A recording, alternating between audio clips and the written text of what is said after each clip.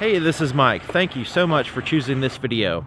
I respect your time. I also respect the value of the information you're seeking, so I'm going to try to provide as much value as possible in this video. So right now I am in Conway, South Carolina, visiting Conway Ford. Today I'm checking out a 2016 Ford F-150 XL in the regular cab. So this is kind of a basic truck, not completely basic. It does have a few options like the alloy wheels and the chrome appearance package. So let's go ahead and check it out. 17-inch alloy wheels, painted silver, with the four-wheel disc brakes on Michelin tires. Now this truck has a fully boxed steel frame with aluminum body panels.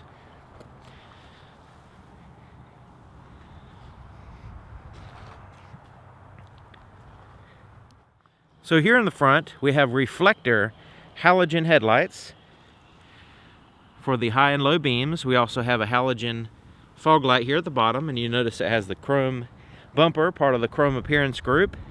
Standard in the F-150 is active grille shutters.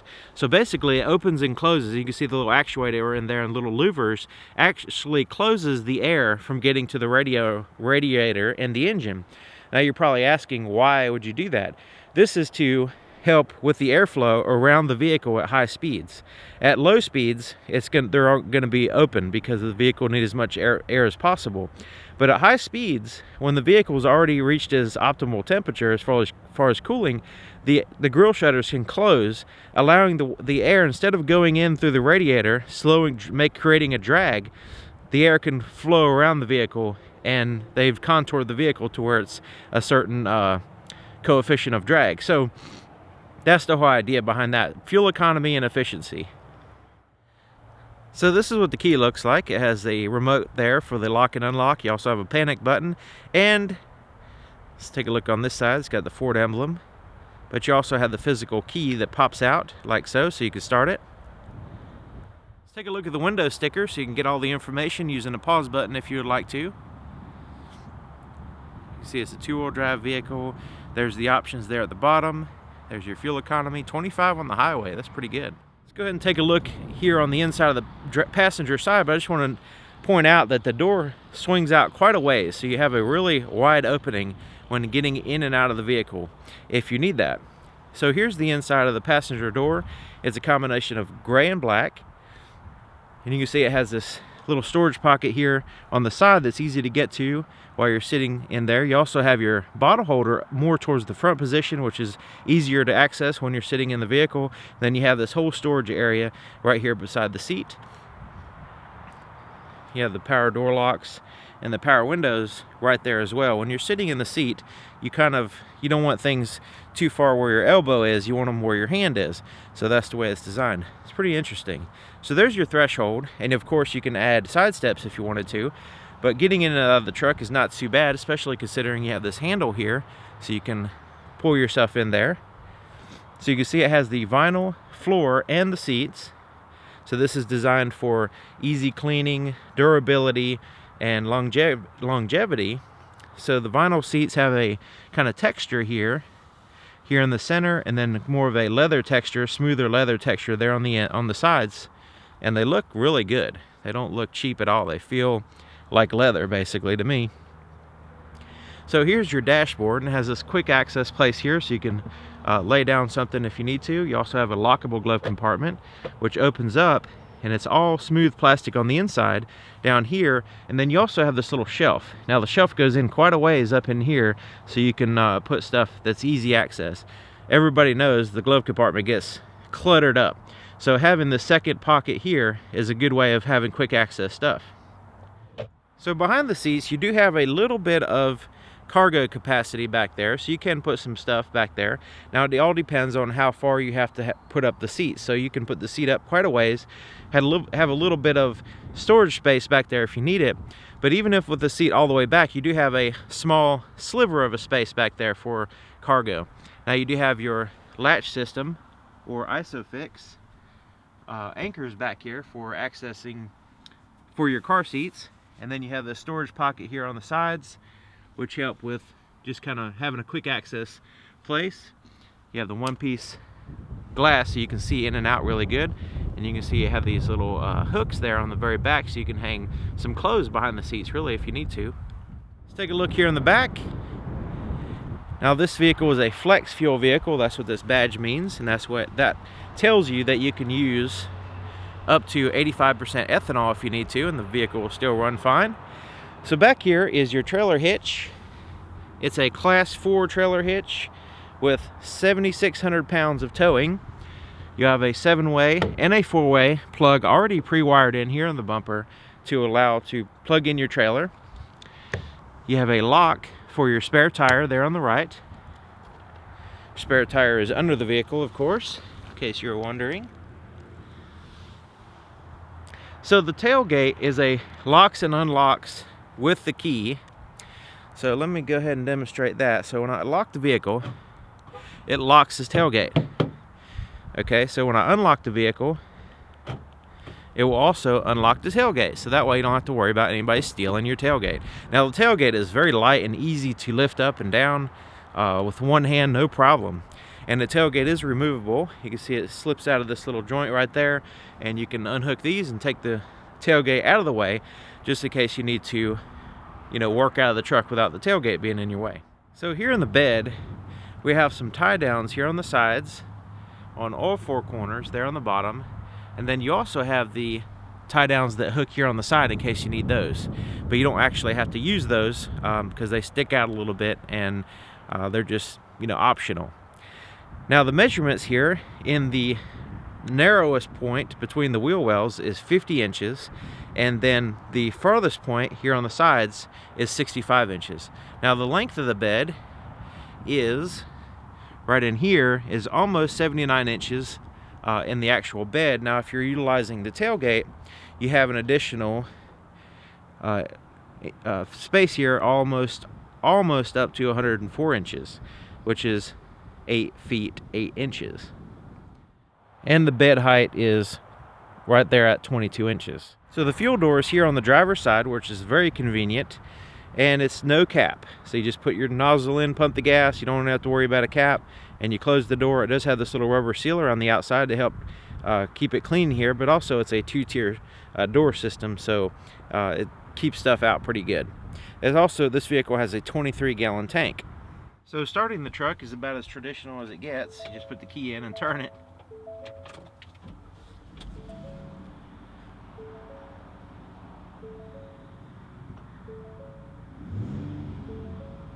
So here on the floorboard, it's pretty simple. You just have your accelerator and your brake, and large area for your legs, and a place to put your left foot while you're driving is really convenient. And everything's smooth. There's nothing to snag down here. There's no carpet. You do have some, you know, the vinyl has some texture there, so you can kind of get a grip with your legs or your feet. So let's go ahead and check out under the hood. To open the hood, there's a latch a little bit to the right of the center of the oval, and you just grab that latch, move it to the left, and you move it up a little bit, and it'll go up the rest of the way by itself. Really like that. Here's your latch there. Okay, so here it is. There's your battery. It's an insulated battery to help it last longer.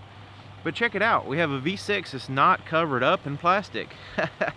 I like that. Some vehicles have a big plastic cover over the engine, but this is visible, so this is good. Okay, so this is a 3.5 liter V6 with 282 horsepower with 253 pound-feet of torque. It's mated to a 6-speed automatic transmission.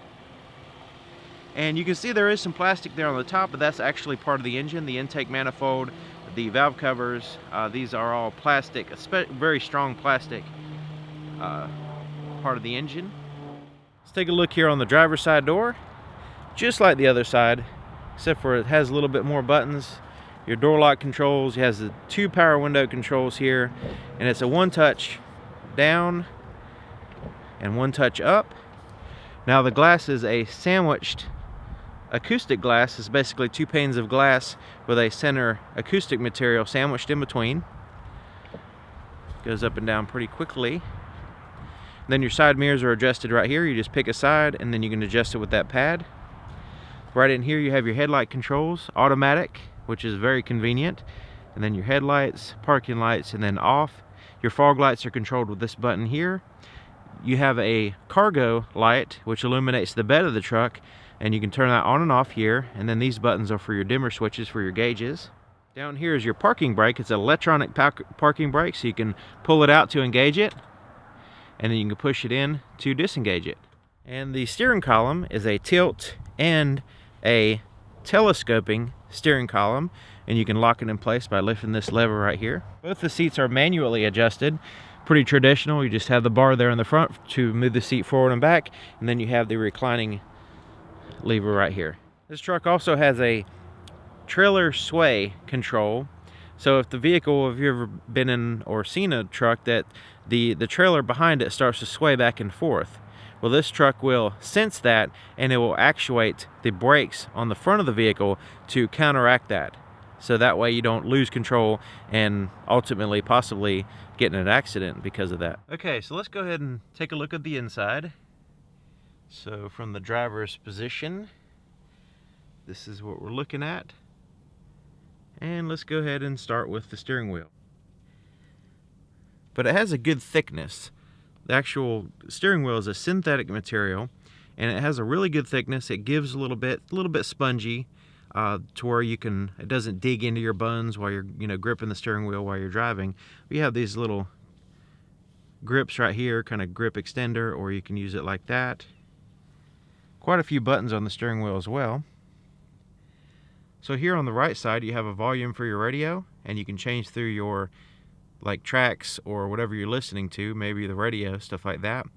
This button right here is your M for mode, so you can cycle through like AM, FM, that kind of stuff.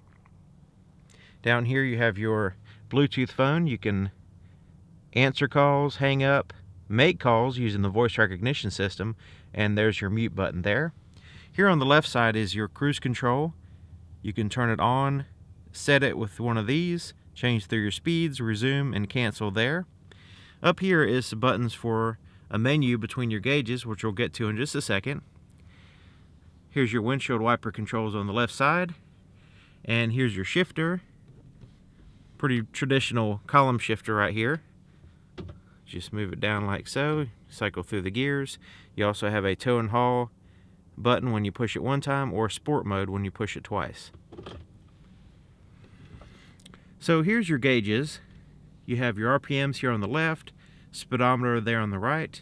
Across the top you have your oil, pressure, engine coolant temperature, fuel gauge, and there on the far right is your transmission temperature, which is really handy, especially if you're towing or in really hot environments, especially if there's both. Okay, so right here in the center you have this kind of menu system here. It's an information screen. So right now the information we're getting is the digital speedometer.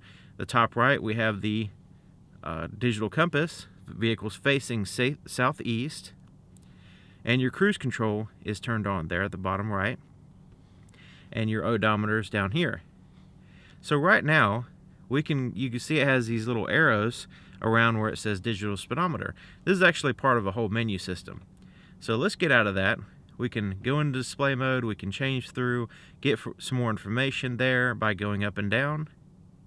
Distance to empty, that's very good, handy to have. Transmission temperature, tire pressure, scrolls back to digital speedometer. Let's go to the left. Trip and fuel, this is where we can get our trip. We can get a timer, miles to empty, average miles per gallon, stuff like that. Towing information there. We can go into there's no trailer, so there's no information there. Off-road, this is where we'll give you your angle of the truck.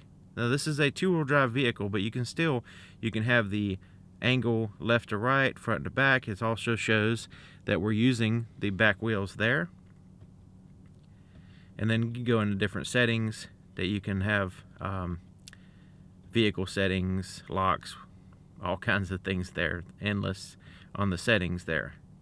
And then let's go back to display mode. That's kind of your default screen there. But I just want to kind of show you that this screen, you can get a lot of information if you want to. You don't actually have to go in there and check your tire pressure and stuff. It'll alert you if anything's out of spec. But it's just there in case you need it. Okay, so over here we have a quick access place to put your gloves or whatever there at the top. Your traction control, you could turn it off in case you get stuck in the snow or mud or whatever. You can turn off your traction control so it will actually allow you to spin tires. 4-way flashers are here. So here's your radio. And so basically you have lots of different ways of playing music through this sound system here. So right now you can see it has the digital clock there, your outside temperature. We're in the radio screen now. So that's this button here, and you can cycle through AM, FM, FM 1, 1, 2, and an FM 1, 2. You also have a CD player. You have the ability to adjust your audio controls there. You have the mute button. Media, this is where you can play music through the sound system in other ways, which is USB and auxiliary input, and also Bluetooth audio. You can kind of cycle through that. You can set the clock right here. Your phone, you can set it up, and once you pair your phone, you have access to your you'll have access to like your phone book and all that stuff, to where you can make calls and everything. And then your menu system, this is where you can sync your phone and stuff like that. Presets are kind of over here for your radio. It also has some other information there, like say a keypad for dialing out with your phone, so you can dial numbers and stuff like that.